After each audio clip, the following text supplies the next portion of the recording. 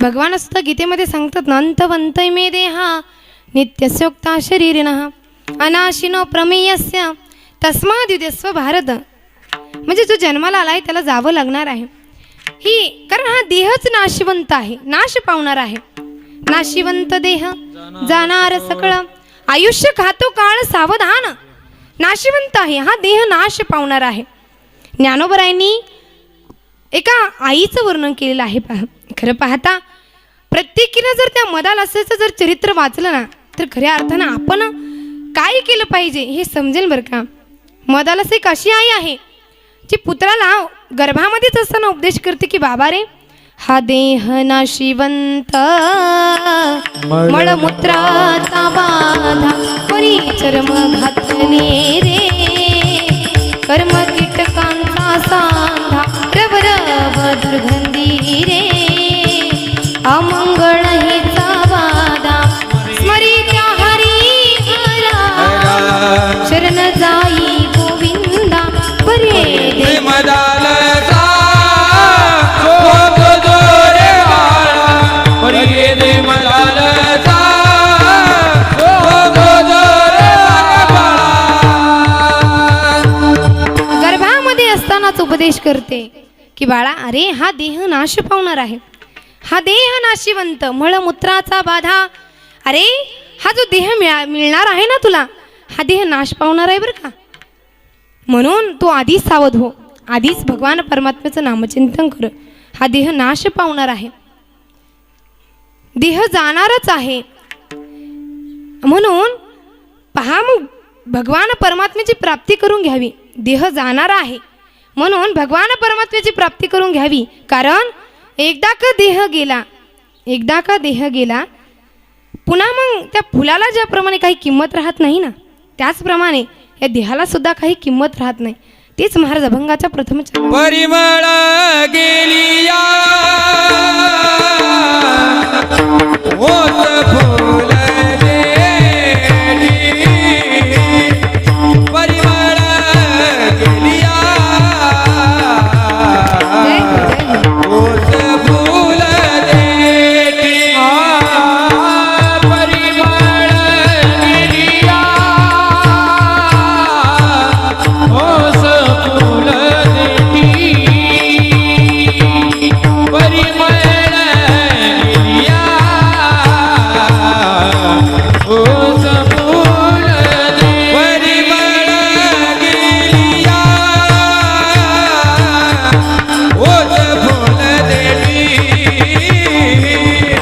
परिमळ गेलिया ओस फुल देठी,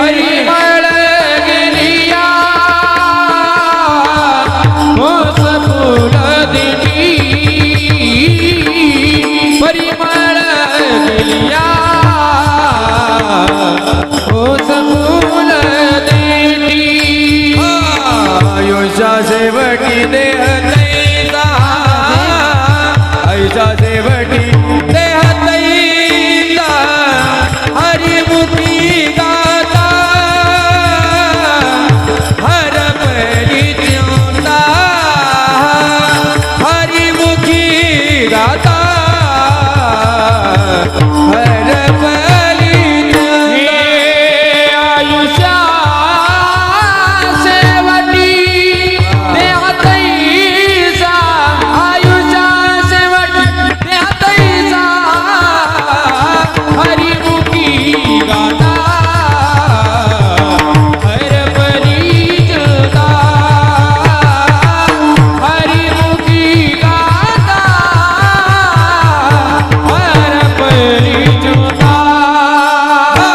परिमळ गेलिया ओस फुल देठी, आयुष्या शेवटी देह तैसा, आयुष्या शेवटी देह तैसा, आयुष्या शेवटी देह तैसा, परिमळ गेलिया ओस फुल देठी, आयुष्या शेवटी देह तैसा, आयुष्या शेवटी देह तैसा, आयुष्या शेवटी देह तैसा, देह तैसा, देह तैसा. टाळी वाजवा एकदा. परिमळ गेलिया ओस फुल देठी, आयुष्या शेवटी देह तैसा परिमळाने सुगंध. एकदा का फुलातील सुगंध निघून गेला ना तर ज्याप्रमाणे त्या फुलाला काही किंमत उरत नाही. पहा ना, आपण जर एखादं फुलं घेतलं आणि त्याला त्यातून जर वास येत नसला, त्या फुलाचा सुगंध येत नसला, आपण टाकून घेतो का हातामध्ये? नाही घेत. ज्या फुलाचा सुगंध येतो ते फुल आपण आपल्या हातामध्ये ठेवतो. मग ज्याप्रमाणे त्या फुलातला सुगंध निघून गेल्यानंतर त्या फुलाला काही किंमत उरत नाही, त्याचप्रमाणे या देहातील एकदा रामरूपी चैतन्य, भगवत रूपी चैतन्य एकदा निघून गेलं ना की या देहाला सुद्धा काही किंमत उरत नाही बरं का. काहीच किंमत उरत नाही. सगळे आपले जे आप्तेष्ट नातेवाईक सगळे जे असतात ना, एकदा की देहातून चैतन्य निघून गेलं काय म्हणतात माहिती आहे का? काढा काढा म्हणती यासी झाला भूमी भार. काढा काढा म्हणती यासी झाला भूमी भार. काढा काढा म्हणती यासी झाला भूमी भार.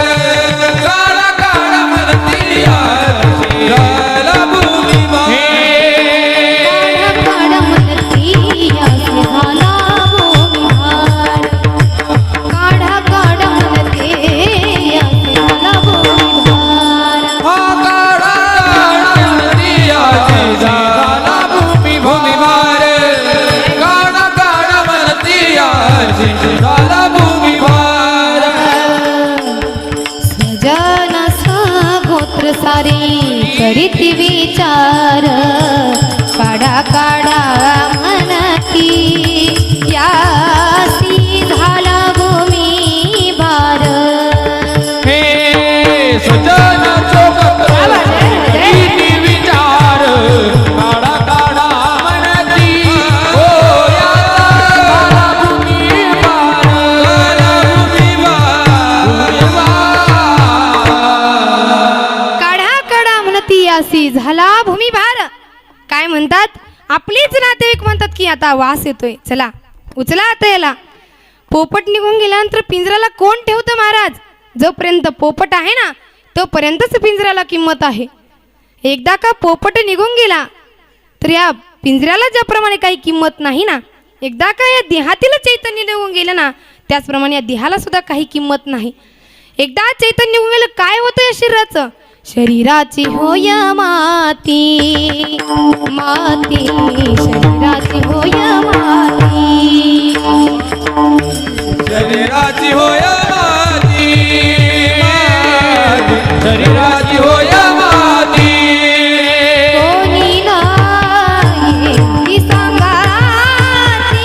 कोणी नाही सांगाती. शरीराची होय होय माती. शरीराची होय माती. कोणी नाही ती सांगाती. कोणी नाही ती सांगाती. शरीराची होय माती. शरीराची होय माती. शरीराची होय माती. कोणी नाही ती सांगाती. आपलेच नातेवाईक म्हणतात मग आता काढायला ठेवू नका. आता जास्त वेळ ठेवल्यानंतर वास येईन, हे होईल ते होईल. आपले नातेवाईकच असं म्हणतात. म्हणजे एकदा का चैतन्य निघून गेलं ना तर या देहाला काही किंमत राहत नाही बरं का. देहाला काही किंमत राहत नाही म्हणूनच तर या देहाची किंमत बघावी. हा नरदेह फार दुर्लभ आहे. या देहाची किंमत बघावी. कारण या देहाला नेण्याकरता सारखा तो काळ वाट बघत असतो. तसं पाहता जन्माला आल्याबरोबरच हा काळ त्या व्यक्तीची वाट बघत असतो. जन्माला बाळ त्याची वाट पाये काळ. त्याची वाट पाये काळ. त्याची वाट पाये काळ. जन्माले बाळ त्याची वाट पाये काळ. त्याची वाट पाये काळ. त्याची वाट पाये काळ. काळ वाट बघतो. जन्माई बाळ वाट पाहे काळ. जन्माला आल्याबरोबरच काळ हा त्याच्या पाठीमागेच असतो. पाठीमागेच काळ असतो. त्याची वाट बघत असतो. म्हणून काळ येणार म्हणून सावध व्हावं बरं का. काळ येणार आहे. म्हणून या मनाला उपदेश करावा की बाबा रे काळ येणार आहे, कारण काळ हा वाट बघत असतो. तेच महाराज अभंगाच्या दुसऱ्या चरणामध्ये घडी घडी काळ वाट याची पाय, घडी घडी काळ वाट याची पाय, घडी घडी काळ वाट याची पाय, घडी घडी काळ वाट याची पाय, घडी घडी काळ वाट याची पाय, घडी घडी काळ वाट याची पाय, घडी घडी काळ वाट याची पाय, घडी घडी काळ वाट याची पाय, हो घडी घडी काळ वाट याची पाय, घडी घडी काळ वाट याची पाय, घडी घडी काळ वाट याची पाय, घडी घडी काळ वाट याची पाय, घडी घडी काळ वाट याची पाय. अजून किती आहे अवकाश, किती आहे अवकाश, अजून किती आहे अवकाश, किती आहे अवकाश. हरिमुखी गाथा हरपली जळता, हरिमुखी गाथा हरपली जळता, हरिमुखी गाथा हरपली जळता, हरिमुखी गाथा हरपली जळता, हरिमुखी गाथा हरपली जळता. घडी घडी काळ वाट याची पाहे, अजूनही किती आहे अवकाश. काळ हा वाट बघत असतो. पहा ना, देहाचा काही भरोसा आहे का बरं? काहीच भरोसा नाही. काळ केव्हा घेऊन जाईल सांगता येत नाही.